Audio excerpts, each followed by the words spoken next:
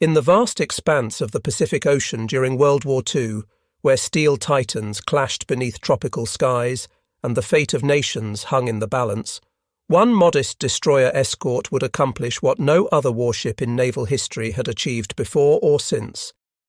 This is the extraordinary tale of the USS England, a vessel that in just 12 days would sink 6 enemy submarines, establishing a record so remarkable that it remains unmatched to this day. Between May 19th and May 31st, 1944, this single American warship would systematically hunt down and destroy an entire line of Japanese submarines, changing the course of naval warfare and demonstrating the deadly effectiveness of new anti-submarine technology. The story of USS England is not merely a tale of technological superiority or tactical brilliance, but a profound testament to the convergence of human courage, intelligence breakthrough, and innovation under the most extreme conditions imaginable. The story begins not with thunderous guns or dramatic sea battles, but in the quiet, methodical work of American codebreakers operating from a nondescript building in Pearl Harbor.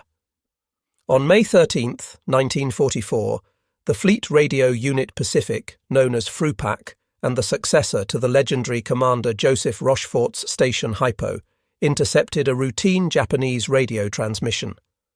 The message, sent from the submarine I-16 to the commander of Japanese Submarine Division 7, contained what seemed like mundane operational details: an estimated time of arrival off Bougainville in the Solomon Islands, scheduled for 2200 hours on May 22nd. But to the trained eyes of American intelligence officers, this intercepted message represented something far more valuable: an opportunity to strike at the heart of Japan's underwater fleet. The intelligence operation that made England's success possible had its roots in years of painstaking work by American cryptanalysts. Since the early days of the war, teams of mathematicians, linguists, and puzzle solvers had laboured in secrecy to break Japanese naval codes. Their work, conducted in windowless rooms filled with IBM tabulating machines and mountains of paper, had already contributed to American victories at Midway and in the Solomon Islands. But never before had decoded intelligence been used so directly and effectively in anti-submarine warfare. The process of breaking the Japanese naval code JN-25 required not just mathematical brilliance, but also deep cultural understanding and linguistic expertise. Each message had to be intercepted, recorded, analysed for patterns, and painstakingly decoded using techniques that combined mechanical computation with human intuition. The decoded intelligence was immediately transmitted through secure channels to the Third Fleet, and from there to Commander Hamilton Haines, who commanded Escort Division 39 stationed at Tulagi in the Solomon Islands. Haines was a veteran destroyer commander who had seen action in the Atlantic before being transferred to the Pacific. His experience hunting German U-boats would prove invaluable in the coming engagement. Haines wasted no time in organising a response. He ordered the formation of a 3-ship hunter-killer task group, selecting the best anti-submarine vessels available for this critical mission. The group would consist of 3 Buckley-class destroyer escorts: USS George, under the command of Lieutenant Commander Fred W. Just; Raby, DE-698, commanded by Lieutenant Commander James Scott; and USS England, DE-635, led by Lieutenant Commander Walton Barclay Pendleton. England was temporarily detached from Escort Division 40 at Purvis Bay on Florida Island to join this urgent mission. All 3 ships departed Purvis Bay on May 18, 1944, with Commander Haines embarked aboard George as the officer in tactical command. The selection of these 3 ships was no accident. Each had been specifically equipped and trained for anti-submarine warfare, and their crews had spent months perfecting their skills in the dangerous waters around the Solomon Islands. The ships had worked together before, developing the teamwork and communication protocols that would prove essential in the coordinated attacks to come. Their crews, though young and relatively inexperienced in combat, had been drilled relentlessly in sonar operation, attack procedures, and damage control. This preparation would soon pay dividends beyond anyone's imagination. But this submarine hunt was part of a much larger strategic picture unfolding across the Pacific. That same day, the task force departed. Additional radio intelligence revealed a disturbing development. The Japanese were establishing a scouting line of 7 submarines, designated the NA Line, stretching between the Admiralty Islands north of New Guinea and Truk in the Caroline Islands. This submarine picket line was positioned directly across the route that American carriers were expected to use in their next major operation. The Japanese High Command was anticipating new Allied landings, but remained uncertain about the target. Would it be the Marianas, the Western Caroline Islands, or the western end of New Guinea? The strategic thinking behind the Japanese submarine deployment reflected the desperate situation facing the Imperial Navy in mid-1944. With their carrier force decimated and their island bases increasingly isolated, submarines represented one of the few remaining tools for gathering intelligence and potentially disrupting American operations. The NA Line was conceived as an early warning system that would give the Japanese fleet time to respond to American moves. Each submarine was assigned a specific patrol area, with orders to remain on station and report any American naval movements. The rigid nature of these assignments, so different from the flexible patrol areas used by American submarines, would prove to be a fatal flaw in the Japanese plan. The Japanese strategic planners, analyzing recent American carrier strikes supporting General Douglas MacArthur's westward advance along New Guinea's northern coast, concluded that Western New Guinea was the most likely target.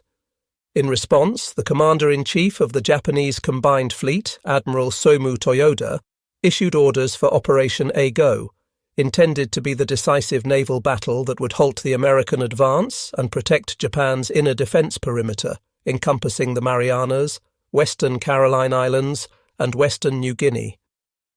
The execution of this plan would ultimately lead to catastrophic Japanese defeats in what history would remember as the Battle of the Philippine Sea and the Marianas Turkey Shoot, where Japan would lose 3 aircraft carriers and hundreds of irreplaceable pilots and aircraft in June 1944.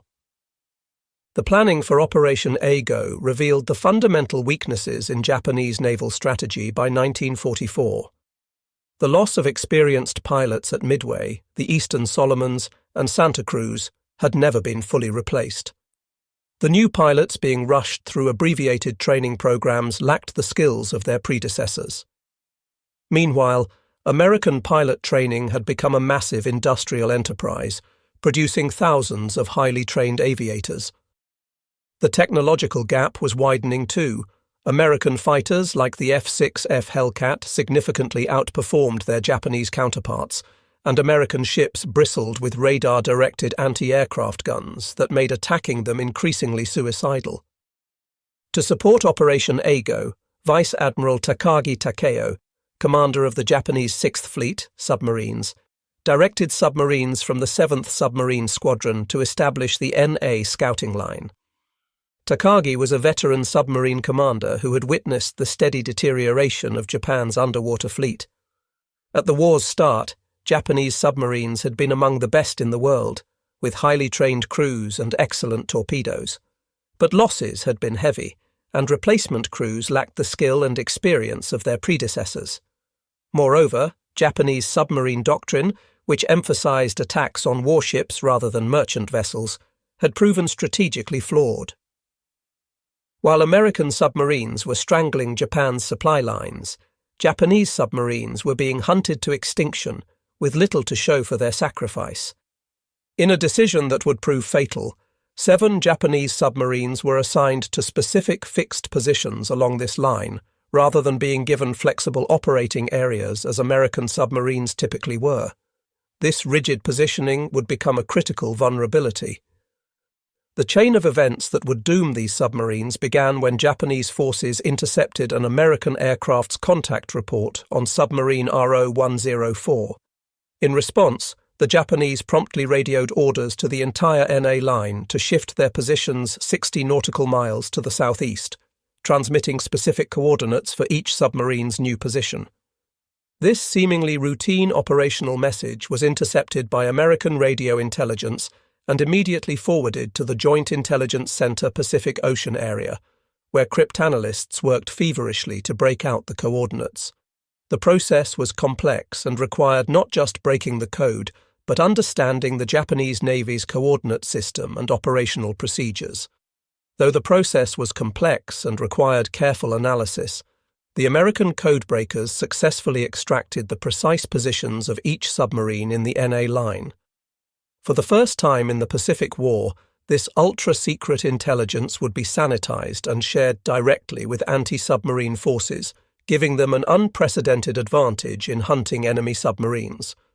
The intelligence proved remarkably accurate. In each case, the Japanese submarines would be found within 50 nautical miles, and often much closer, to exactly where the decoded messages indicated they would be. The decision to share this intelligence with tactical units represented a significant risk. If the Japanese realized their codes were compromised, they might change them, depriving the Allies of a crucial advantage. Elaborate precautions were taken to disguise the source of the intelligence. Cover stories were prepared attributing the submarine discoveries to aerial reconnaissance or routine patrols. The crews of the destroyer escorts were told they were acting on aerial sighting reports, never knowing that their success was enabled by one of the war's most closely guarded secrets. The 3 destroyer escorts of the hunter-killer group were all relatively new Buckley-class vessels, part of a massive wartime construction program that would eventually produce 154 of these specialized anti-submarine warships, with 148 completed and some serving with the British Royal Navy under Lend-Lease. The Buckley class represented a compromise between capability and mass production. Smaller and less expensive than fleet destroyers, they could be built quickly in commercial shipyards by workers with limited experience. Yet they packed enough firepower and anti-submarine equipment to be deadly submarine hunters. Their diesel-electric propulsion system, while limiting their top speed, gave them exceptional range and the ability to operate for extended periods without refueling. Each ship had been named to honor a fallen hero, carrying forward the legacy of American servicemen who had made the ultimate sacrifice. This naming tradition served not just to honor the dead, but to inspire the living. The crews of these ships knew they sailed under the names of heroes, and this knowledge instilled a sense of duty and determination that went beyond normal military obligation.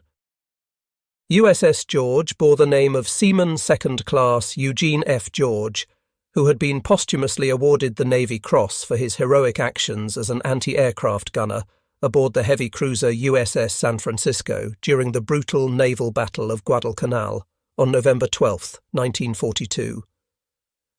The battle off Guadalcanal had been one of the most savage surface engagements of the war, fought at point-blank range in the darkness with ships firing at each other based on muzzle flashes and shadowy silhouettes.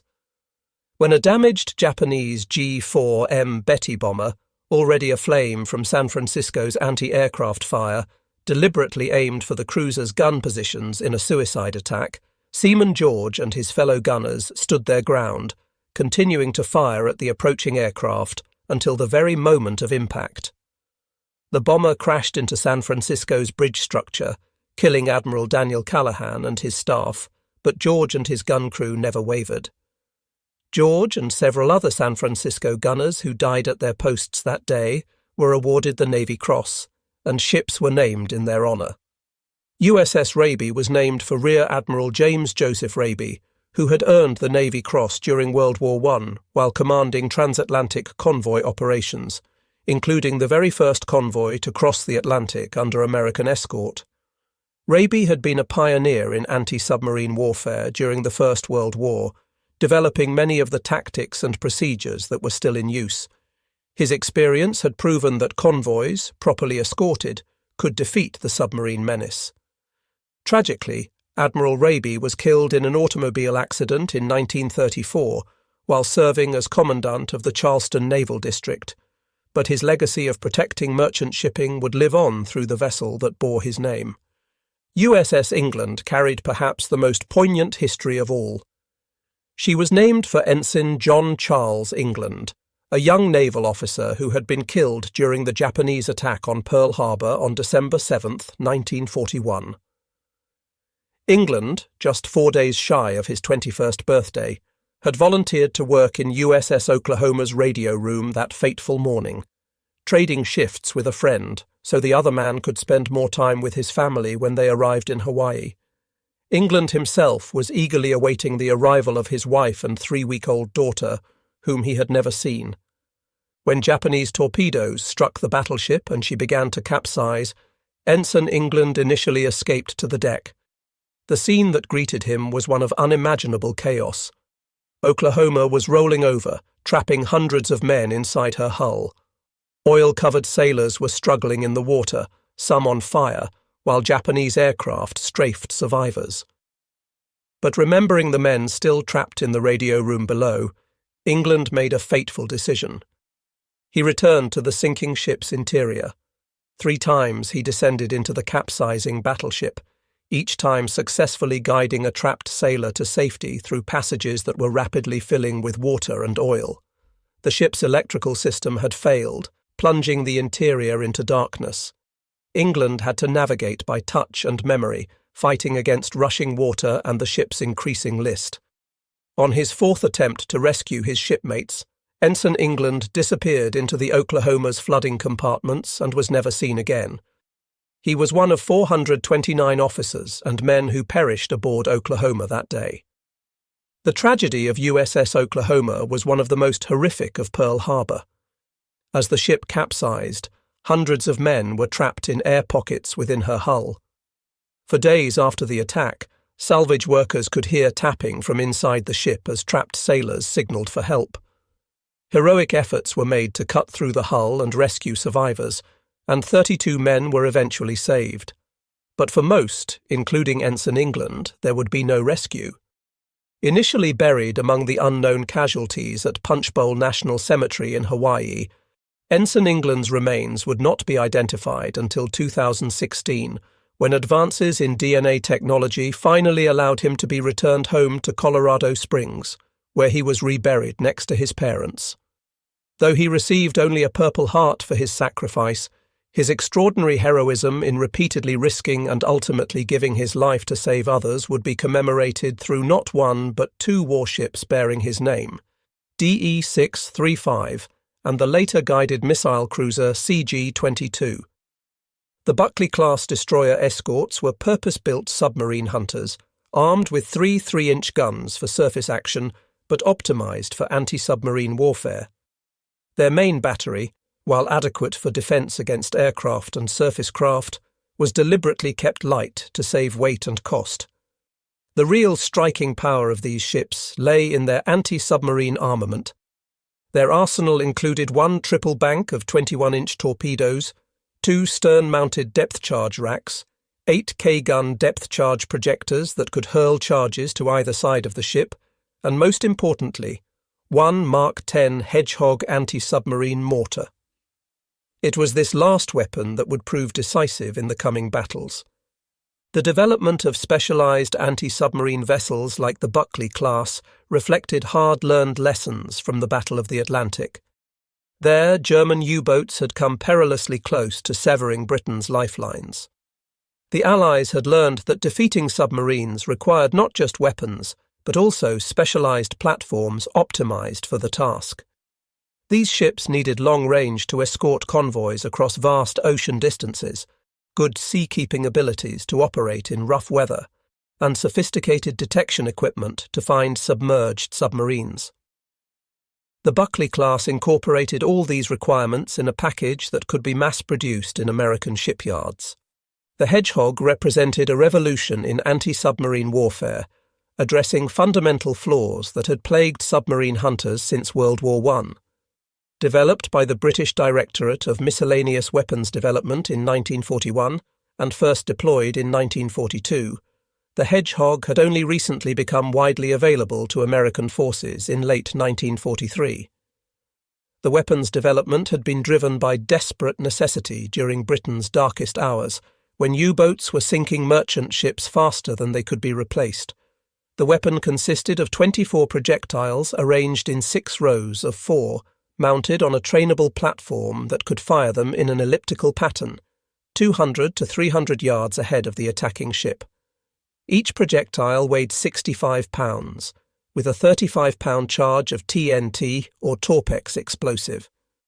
The projectiles would be fired in a carefully timed sequence so that all 24 would impact the water simultaneously, creating a deadly pattern approximately 140 feet by 120 feet in area. The name Hedgehog came from the weapon's appearance when loaded. The spigot mortars protruding from the launcher resembled the spines of the small mammal. But there was nothing small about the weapon's impact on naval warfare. It represented a fundamental shift in how surface ships attacked submarines, solving problems that had bedeviled naval tacticians for decades. What made the Hedgehog revolutionary was its contact-fused warheads. Unlike traditional depth charges, which detonated at preset depths using hydrostatic fuses regardless of whether they were near a submarine, each Hedgehog projectile would only explode on direct contact with a solid object. This fundamental difference provided several crucial advantages that would prove decisive in the battles ahead. First, the success or failure of an attack was immediately apparent. If one or more projectiles hit a submarine, there would be explosions. If all missed, there would be silence. Ship commanders no longer had to wait 20 minutes or more, scanning the surface for oil or debris to determine if their attack had succeeded. The Hedgehog could be reloaded in approximately 3 minutes, allowing for rapid follow-up attacks if the first salvo missed. This quick reload time was critical. Submarines that survived the first attack often escaped during the long reload times required for traditional depth charge attacks. Second, and perhaps most importantly, the Hedgehog solved the problem of sonar blindness that had long plagued anti-submarine forces. Traditional depth charges created massive underwater explosions whether they hit their target or not, and these detonations would deafen the attacking ship's sonar for many minutes, creating sound disturbances that could take up to 15 minutes to dissipate. During this period of acoustic blindness, submarines could often escape undetected. The concussion from depth charges also created a barrier of turbulent water and air bubbles that reflected sonar pulses, making tracking impossible. With the Hedgehog, if the projectiles missed, there were no explosions to disturb the water, allowing the attacking ship to maintain continuous sonar contact and immediately set up for another attack. The psychological dynamics were also different. While depth charges created a terrifying barrage of explosions that could damage submarine morale even when they missed, potentially forcing submarines to surface or surrender, the Hedgehog was a silent killer. Submarines had no warning that an attack was underway until the projectiles were already in the water, taking about 7 seconds to sink to 200 feet. This gave submarine commanders no time to take evasive action. With traditional stern-dropped depth charges, experienced submarine captains could calculate when they entered the attacking ship's minimum sonar detection range and execute sharp evasive maneuvers to avoid the charges being rolled off the stern. Some submarine commanders had become so skilled at this that they could predict almost exactly when depth charges would explode and maneuver accordingly. The Hedgehog eliminated this tactical option entirely. Statistics from the war would later prove the Hedgehog's devastating effectiveness. British analysis showed that during World War II, an average of 60 traditional depth charge attacks were required to sink one submarine. In the early war period, this ratio was even worse, sometimes over 100 attacks per kill. With the Hedgehog, this ratio improved dramatically to approximately 1 submarine sunk for every 5 to 6 attacks, a 10-fold improvement in lethality. Although each Hedgehog projectile carried less explosive power than a standard depth charge, a direct hit from even a single projectile was usually sufficient to breach a submarine's pressure hull and send it to the bottom. The contact explosion against the hull was far more destructive than the pressure wave from a near-miss depth charge explosion, as the hull itself helped contain and focus the explosive force inward. The submarine I-16 that had triggered this hunt was no ordinary vessel but a veteran of 9 war patrols with a distinguished if ultimately tragic combat record. A Type C-1 submarine, one of the largest in the Japanese fleet, I-16 was 358 feet long and displaced 3,561 tons submerged. She was specially equipped to carry a Type A midget submarine mounted on her deck, and it was I-16 that had achieved a unique place in history by launching the very first midget submarine attack of the Pacific War. The story of I-16's role at Pearl Harbor illustrated both the innovation and the ultimate futility of Japanese naval special operations. The midget submarine program had been developed in great secrecy, with the tiny two-man craft intended to penetrate enemy harbors and deliver devastating torpedo attacks. 5 mother submarines, including ARM-16, had carried midget submarines to Pearl Harbor, launching them in the pre-dawn hours of December 7, 1941. Under the command of Lieutenant Junior Grade Yokoyama Masaharu, I-16's midget submarine had been launched at 0042, several hours before the Pearl Harbor air attack, attempting to penetrate the harbor defenses and attack American warships from within. The fate of these midget submarines revealed the gap between Japanese ambition and reality. Though Yokoyama's craft never returned and his fate remained unknown, I-16 received radio transmissions believed to be from his midget on the afternoon of December 7th reporting a successful attack, and another early on December 8th indicating the craft could not navigate. Post-war analysis suggested that none of the midget submarines successfully attacked American ships at Pearl Harbor. One was sunk by the destroyer USS Ward in the war's opening shots. Another was destroyed inside the harbor by USS Monaghan. One ran aground, and its sole survivor became America's first Japanese prisoner of war, and 2 simply vanished. None of the 5 midget submarines launched that day returned to their motherships, and of the 10 crewmen, only 1 survived the war as a prisoner. 6 months later, on May 30, 1942, I-16 achieved what had eluded her at Pearl Harbor, a successful midget submarine attack. Operating in the Indian Ocean against British forces at Diego Suarez, Madagascar, I-16 launched another midget submarine commanded by Ensign Iwase Katsusuke. This midget submarine successfully penetrated the British anchorage and fired its torpedoes, scoring a hit on the British battleship HMS Ramillies that caused severe damage. The 29,150-ton battleship, a veteran of World War I, took on 1,800 tons of water and was nearly lost. Though Ramillies survived thanks to excellent damage control and would go on to bombard German positions during D-Day, the attack demonstrated I-16's capability for launching devastating surprise attacks. The midget submarine also sank the tanker British Loyalty before being lost with its crew. This success at Madagascar represented the high watermark of Japanese midget submarine operations, proving the concept could work under the right circumstances, but also highlighting the extreme danger and typically one-way nature of such missions. During the Guadalcanal campaign, I-16 conducted multiple resupply runs to isolated Japanese garrisons and launched additional midget submarine attacks.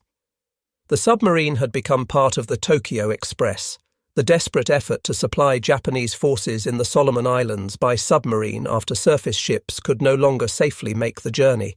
On November 28, 1942, she launched midget HA-10, which successfully torpedoed the American cargo ship USS Alchiba, forcing her to beach herself to avoid sinking. Alchiba, loaded with aviation fuel and ammunition, burned for days but was eventually salvaged. I-16 subsequently covered the Japanese evacuation of Guadalcanal in early 1943 and continued supply runs to bypassed garrisons in New Guinea. She had survived an air attack in December 1943 that caused light damage, but her luck was about to run out. The supply missions that I-16 and her sisters undertook represented the deteriorating Japanese strategic position.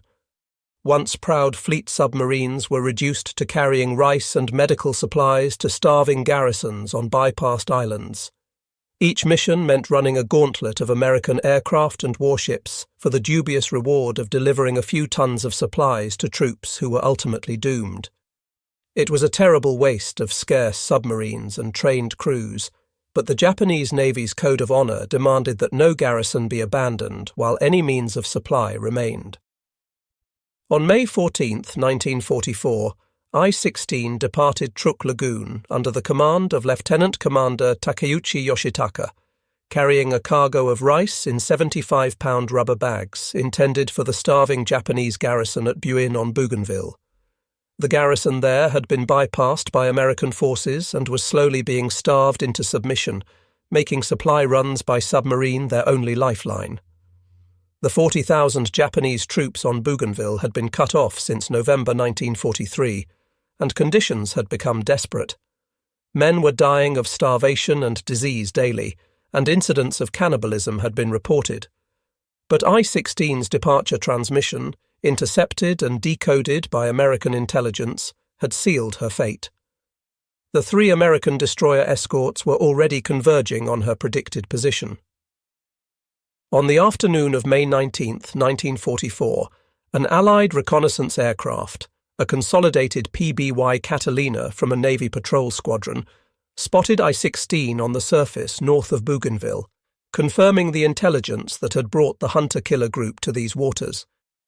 The submarine was running on the surface to recharge her batteries and make better speed toward her destination. Japanese submarines of this period suffered from relatively weak batteries and slow underwater speeds, forcing them to spend considerable time on the surface where they were vulnerable to aircraft and radar-equipped warships. The 3 destroyer escorts immediately formed a line abreast and commenced a coordinated sonar sweep of the area. This formation, with ships spaced at optimal sonar detection intervals, created an acoustic net that few submarines could escape. At 13:35 hours, England's sonar operator, a young sailor from Iowa who had never seen the ocean before joining the Navy, reported contact with a submerged submarine. The distinctive ping of the sonar return indicated a solid object at a range of 1,350 yards.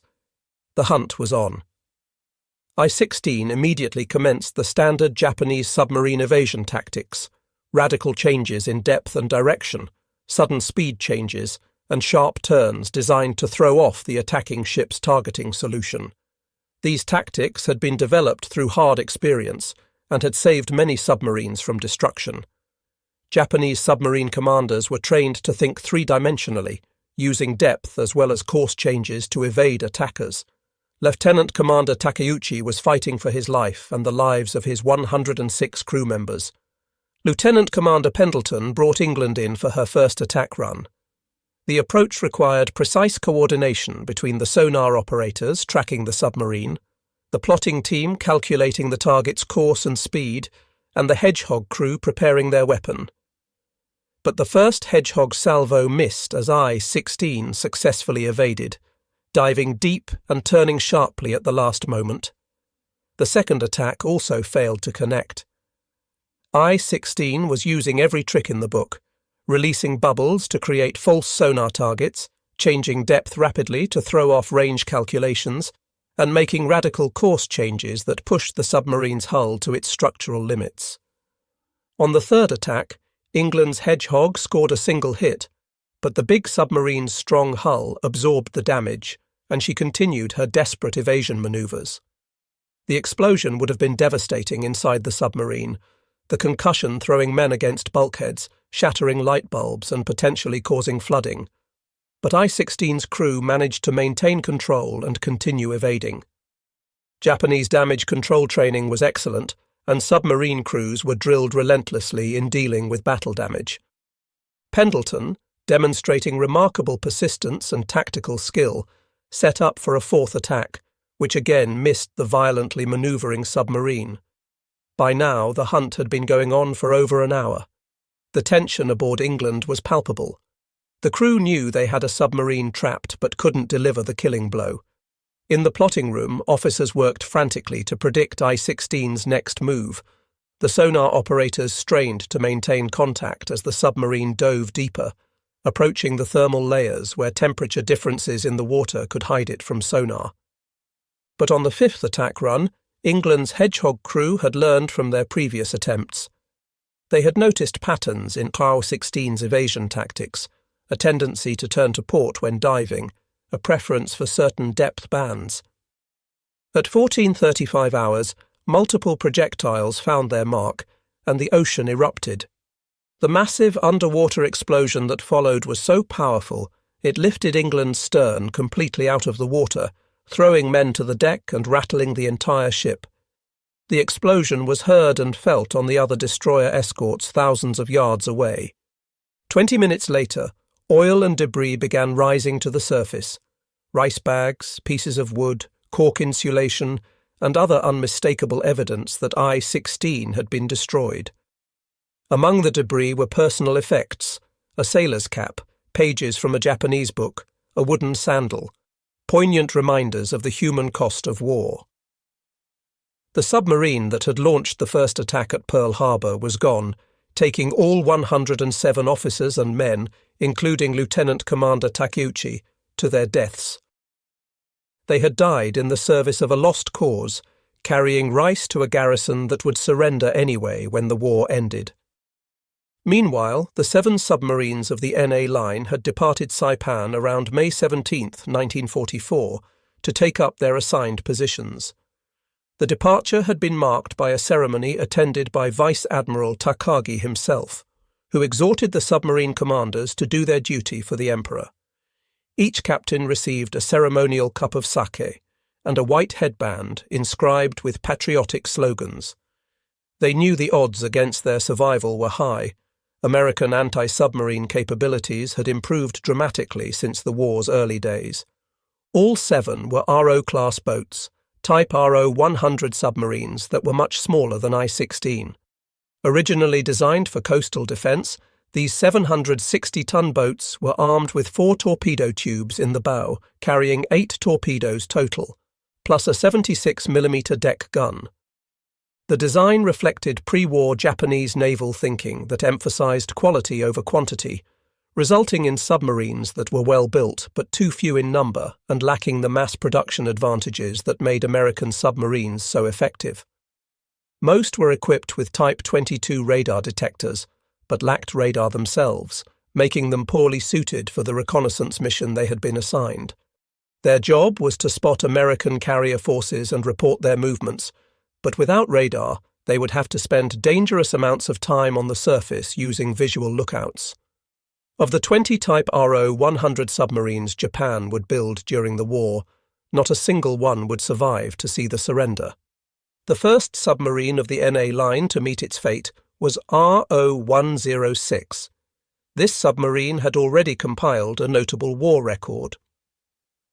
On July 18, 1943, during operations in the Solomon Islands, RO-106 had torpedoed the American tank landing ship LST-342 in Blanche Channel near New Georgia. The torpedo detonated the LST's ammunition stores, causing a catastrophic explosion that blew the ship in half. The stern section sank immediately, while the forward section remained afloat long enough to be towed to shore. Among the 121 men killed were the ship's entire mess division of African-American stewards and cooks, as well as the renowned artist Lieutenant Commander McClelland Barclay, who had created many of the war's most famous recruiting posters before volunteering for combat duty. RO-106 had survived serious damage from airdropped depth charges in October 1943 and returned to service after repairs. In the pre-dawn darkness of May 22, 1944, at 0350 hours, George's radar operator detected a surface contact that proved to be RO-106. The submarine was running on the surface, recharging batteries under the cover of darkness, a necessary but dangerous operation that left submarines vulnerable to radar-equipped enemies. George illuminated the submarine with a 24-inch searchlight, catching her completely by surprise. Her E-27 radar detector had failed to function, leaving her blind to the approaching destroyer escort. The powerful beam of light would have been blinding to the submarine's bridge watch, who had been using night vision to scan for enemies. Despite the surprise, RO-106's crew reacted quickly, crash diving beneath the surface before George could bring her guns to bear. The submarine's officer of the deck ordered an emergency dive, and within seconds the bridge was cleared and the submarine was heading under. The dive took less than 40 seconds, well within Japanese Navy standards, but it wasn't fast enough to completely escape. George launched a Hedgehog attack at 04:15, but missed the frantically evading submarine. At 04:25, England gained sonar contact on RO-106 as she attempted to escape. The submarine was making turns for 8 knots, zigzagging violently while changing depth. England's first Hedgehog attack missed, but then the submarine made what may have been a fatal tactical error. RO-106 reversed course and turned bow on to England, possibly attempting to fire torpedoes at her attacker. This manoeuvre, however, presented a perfect target for the Hedgehog. Not understanding how the new weapon system worked, that it fired ahead rather than being dropped over the stern, the submarine commander had inadvertently positioned his boat directly in the Hedgehog's kill zone. England's second attack scored at least 3 direct hits. The explosions would have been catastrophic inside the submarine. The hull breached in multiple places, water rushing in at tremendous pressure, electrical systems shorting out in showers of sparks. The submarine broke up immediately, her pressure hull collapsing as she plunged toward the ocean floor. RO-106 was lost with all 49 hands. The entire action, from first radar contact to the submarine's destruction, had taken just 36 minutes. The next day brought another success.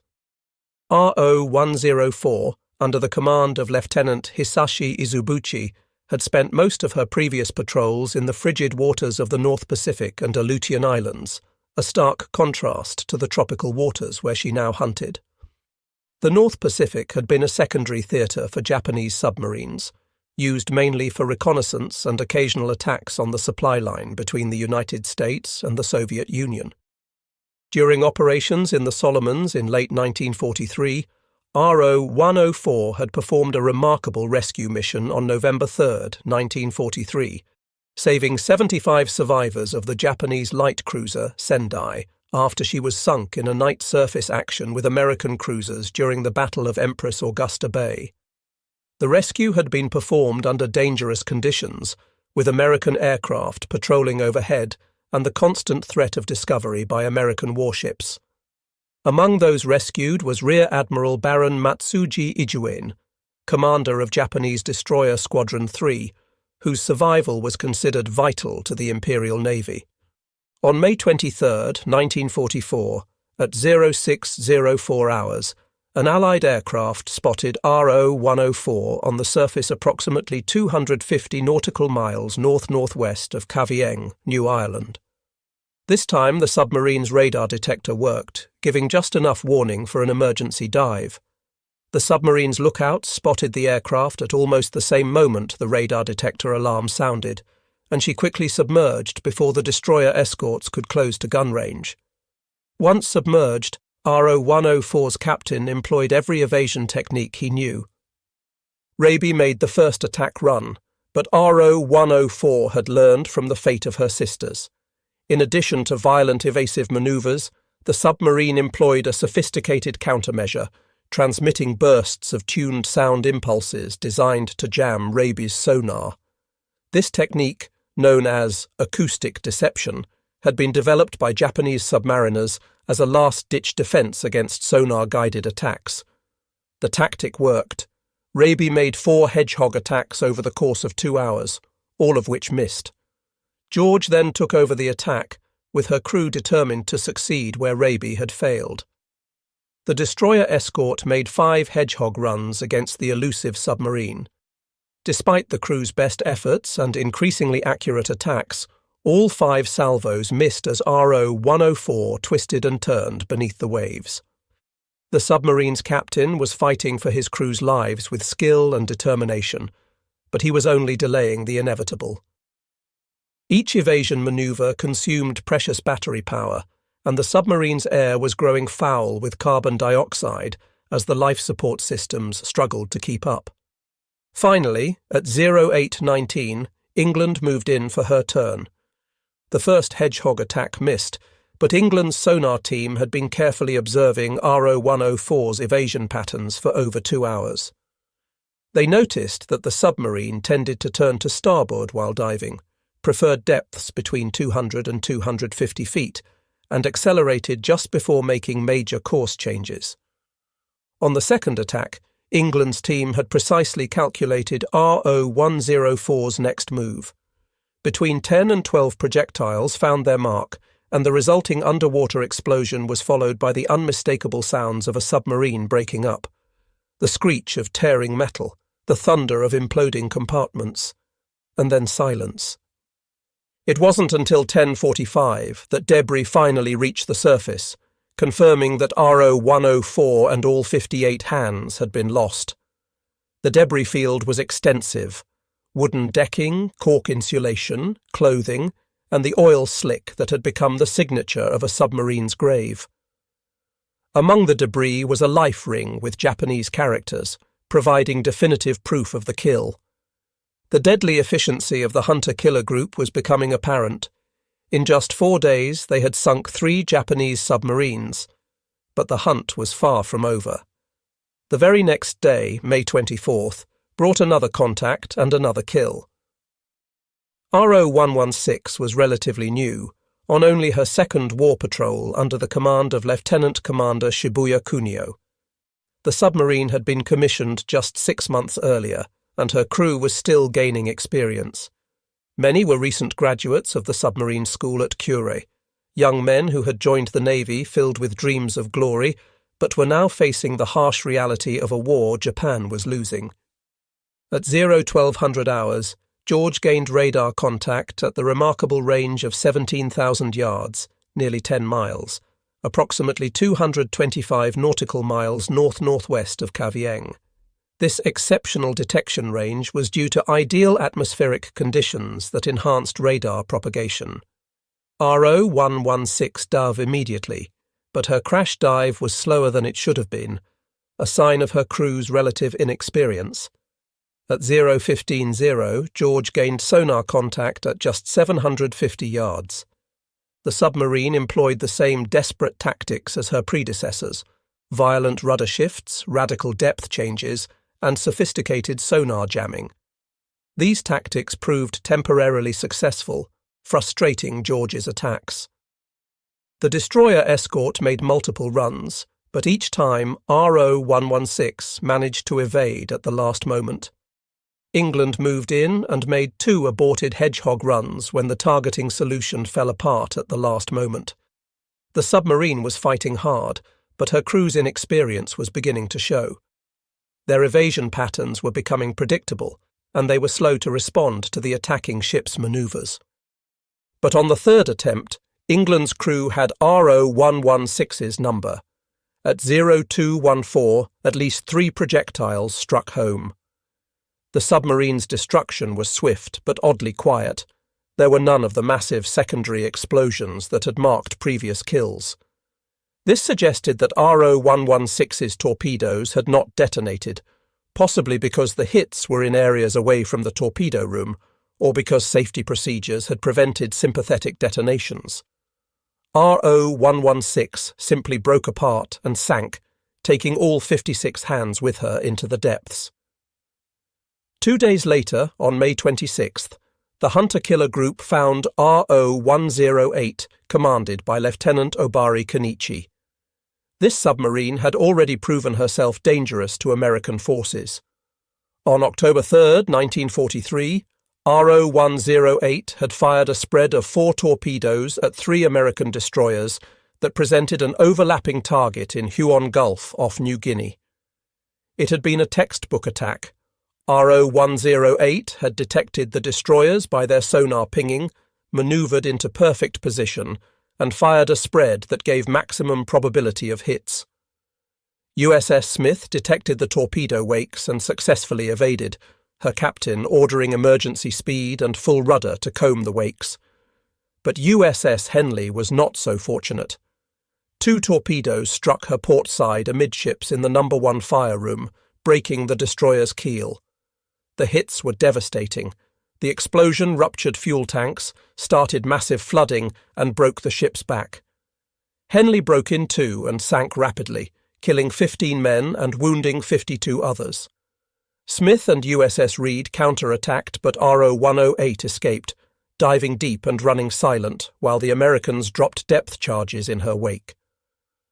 Later, on December 17, 1943, RO-108 was caught on the surface by a PBY Catalina flying boat while recharging her batteries. The aircraft's attack with depth charges caused serious damage, and the submarine went down by the stern, taking on water through damaged hull plates. But somehow her crew managed to save her through heroic damage control efforts, working in flooded compartments to shore up bulkheads and patch leaks. She returned to service after months of repairs at Truk. At 23:03 hours on May 26th, Raby gained radar contact on RO-108 at 15,000 yards, approximately 110 nautical miles northeast of Seidler Harbour at Manus Island. England also gained radar contact before the submarine Dove. Once submerged, England gained sonar contact at 1,650 yards. The submarine was making maximum submerged speed, trying to open the range before the destroyer escorts could attack.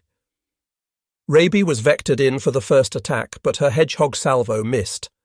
The submarine had turned inside Raby's attack run, a manoeuvre that required precise timing and steady nerves. At 23:23, England commenced her attack run. This time there would be no prolonged hunt. England's Hedgehog scored between 4 and 6 hits on the first salvo. The multiple explosions would have torn RO-108 apart instantly. The submarine's hull, already weakened by her previous battle damage, couldn't withstand the multiple direct hits. RO-108 went down with all 53 hands. By now, Japanese naval intelligence was becoming alarmed. On May 27, 1944, the Japanese Sixth Fleet intercepted and decoded American naval communications, indicating several submarines had been sunk north of the Admiralty Islands. The American reports were described by Japanese intelligence as increasingly jubilant in tone. The Japanese Radio Intelligence Service, though not as successful as its American counterpart, was still capable of intercepting and partially reading American communications. Warning messages were immediately transmitted to the remaining submarines of the NA line. The messages were sent on multiple frequencies and repeated several times to ensure reception. RO-112 received the warning and immediately cleared the area. She would survive only to be sunk by USS Batfish off Luzon on February 11, 1945, with the loss of all 61 hands. RO-109 also received the warning and escaped the killing zone, though she too was living on borrowed time. She would be sunk by the destroyer transport USS Horace a base off Okinawa on May 7, 1945, with all hands lost. But RO-105, under the command of Lieutenant Junichi Inoue, either never received the warning or, for reasons that will never be known, chose to remain at her assigned position. Perhaps her radio was damaged, or perhaps her captain felt duty-bound to maintain his station regardless of the danger. The submarine had sortied from Saipan on May 14, 1944, with the commander of Japanese Submarine Division 51, Captain Ryanosuke Kato, embarked, adding even more pressure to remain on station. The presence of a division commander aboard would have made it virtually impossible for Lieutenant Inoue to abandon his patrol area without explicit orders. During previous patrols, RO-105 had several close calls. On August 12, 1943, she had narrowly avoided 2 torpedoes fired by USS Tarpon in a stern shot through violent evasive action. The American submarine had achieved perfect firing position, but RO-105's lookouts had spotted the torpedo wakes just in time. In September 1943, she had fired torpedoes at the light cruiser USS Columbia, but missed when the cruiser detected the torpedoes and evaded. She had also rescued several downed Japanese aviators at various times, earning the gratitude of the Naval Air Service. These rescues were dangerous operations, requiring the submarine to surface in daylight near enemy-controlled territory. After sinking RO-108, the 3 destroyer escorts had to replenish their heavily depleted stocks of Hedgehog projectiles. They proceeded to Seidler Harbour at Manus in the Admiralty Islands, where they quickly loaded ammunition and supplies. The replenishment was done with urgency. Everyone knew there were still enemy submarines out there, and every hour spent in port was an hour the submarines could use to escape or attack American forces. Upon departing, they joined a larger hunter-killer task group that had arrived in the area, centered on the escort carrier USS Hoggett Bay, and including the destroyers USS Hazelwood, USS Heermann, USS Hole, and USS McCord, plus the destroyer escort USS Spangler. The arrival of the carrier group added air power to the hunt, with Hoggett Bay's aircraft able to search vast areas of ocean and vector surface ships to submarine contacts. During the night of May 30th to 31st, Hazelwood gained radar contact on what would prove to be RO-105. The submarine immediately dove and commenced evasive maneuvers that would continue for the next several hours in one of the most prolonged submarine hunts of the war. RO-105's captain pulled every trick in the book in his desperate fight for survival. The submarine discharged debris to create false sonar targets, released oil slicks to simulate damage, and executed maneuvers so violent that they pushed the boat's hull to its structural limits. The hunt continued through the night, with multiple ships taking turns attacking. Hazelwood gained sonar contact and dropped conventional depth charges, the explosions sending geysers of water high into the air, but without apparent effect on the submarine. The depth charges were set for various depths, trying to bracket the submarine, but RO-105 managed to avoid lethal damage. George made several Hedgehog attacks and may have scored 3 hits with 1 salvo, yet incredibly, the submarine continued manoeuvring and fighting. The hits would have caused damage and casualties aboard RO-105, but her crew managed to maintain watertight integrity and continue evading. Japanese submarines were strongly built, with multiple watertight compartments that could allow them to survive significant damage. As dawn broke on May 31st, Spangler and England joined the attack. The sunrise revealed a calm sea with an oil slick marking where the submarine had been hit, but RO-105 was still fighting. Spangler's Hedgehog attack missed when the submarine made a radical turn at the last moment. At this point, Commander Haynes, still aboard George, transmitted a message that would become part of naval legend. "Oh hell, go ahead, England." It was both an acknowledgement of England's superior success rate and the expression of frustration at the submarine's stubborn refusal to die. England's crew, who had been watching their sister ships attack without success, were eager for their chance. England's attack was devastating. Her crew had been observing RO-105's evasion patterns all night and had noticed subtle patterns, a slight hesitation before major turns, a preference for certain depth bands when under attack. At 0736, the Hedgehog salvo triggered a massive underwater explosion that dwarfed even the spectacular destruction of I-16. Between 6 and 10 projectiles found their mark, and the resulting detonations were followed by secondary explosions as RO-105's own torpedoes detonated. The violence of the explosion was extraordinary. A column of water shot hundreds of feet into the air, and the shock wave could be felt through the hulls of ships miles away. RO-105 was literally blown apart, with Captain Cato and all 55 hands killed instantly. The oil slick that rose to the surface spread for miles, mixed with debris that included recognizable pieces of the submarine's hull, wooden decking, and personal effects of the crew. It was a grim reminder of the totality of destruction that modern naval warfare could inflict. In just 12 days, from May 19th to May 31st, 1944, USS England had sunk 6 Japanese submarines, a feat unparalleled in the history of anti-submarine warfare. The achievement was all the more remarkable considering that England was not a powerful destroyer, but a modest destroyer escort, and that she was just 5 months out of the shipyard on her first war patrol. The statistics spoke for themselves. Of the 7 submarines assigned to the NA line, 6 had been destroyed, with 5 of them falling to England's Hedgehog. Only RO-109 had escaped, and she would meet her fate less than a year later off Okinawa. The impact of England's success rippled far beyond the immediate tactical victory. Upon learning of the achievement, Chief of Naval Operations Admiral Ernest J. King sent a message that carried the weight of a promise. There'll always be an England in the United States Navy. The message was both a recognition of the ship's unprecedented achievement and a tribute to Ensign John C. England, whose heroic sacrifice at Pearl Harbor had inspired the crew. The crew of England was awarded the Presidential Unit Citation, one of only 3 destroyer escort crews in World War II to receive this honor.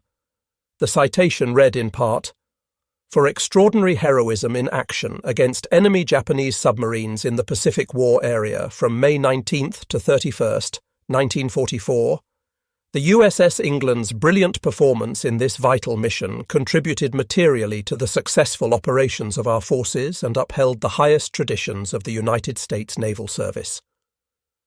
Lieutenant Commander Pendleton received the Navy Cross for his leadership during the submarine killing spree, though many historians have noted that his executive officer, Lieutenant John A. Williamson, deserved equal credit for the ship's remarkable tactical proficiency. Williamson had been the one conducting endless drills, refining attack procedures, and maintaining the crew's edge during long months of routine patrols. His contribution to England's success would be recognised when he later assumed command of the ship. The strategic implications were even more significant than the Navy leadership initially realised. The loss of the NA line submarines initially convinced Japanese naval commanders that a large American force had passed through the area en route to the Western Carolines or Western New Guinea, rather than the actual target, the Mariana Islands. This misinterpretation caused Admiral Toyoda to delay and misdirect the execution of Operation Ago. Japanese fleet units wasted precious fuel moving to the wrong positions, and by the time they realized their error and repositioned to defend the Marianas, it was too late. The American invasion of Saipan began on June 15, 1944, catching the Japanese fleet out of position. The resulting Battle of the Philippine Sea, fought on June 19 to 20, 1944, saw the destruction of Japanese naval aviation as an effective force. In what American pilots called the Marianas Turkey Shoot, over 400 Japanese aircraft were shot down against minimal American losses. 3 Japanese carriers were sunk, and the myth of Japanese naval aviation superiority was permanently shattered. The loss of the Marianas also brought American B-29 bombers within range of the Japanese home islands, sealing Japan's fate. Although the US Navy attempted to keep England's success secret to protect the source of the intelligence that had made it possible, Japanese naval intelligence correctly deduced that the loss of the submarines was due to American radio intelligence. Internal Japanese reports acknowledged that their codes had been compromised, yet incredibly, they persisted in believing that their main naval codes remained secure. This denial would cost them dearly in the remaining year of the war, as American codebreakers continued to read Japanese messages and direct American forces to intercept Japanese ships and submarines. The story of USS England ultimately transcends its specific historical moment to become something universal, a testament to human ingenuity, courage, and determination in the face of mortal danger. It reminds us that in the darkest hours of conflict, when nations clash and the fate of millions hangs in the balance, ordinary people can rise to meet extraordinary challenges and, in doing so, write their names indelibly in the annals of history. The crew of USS England did exactly that in May 1944, and their achievement will be remembered as long as naval history is studied and tales of courage at sea are told.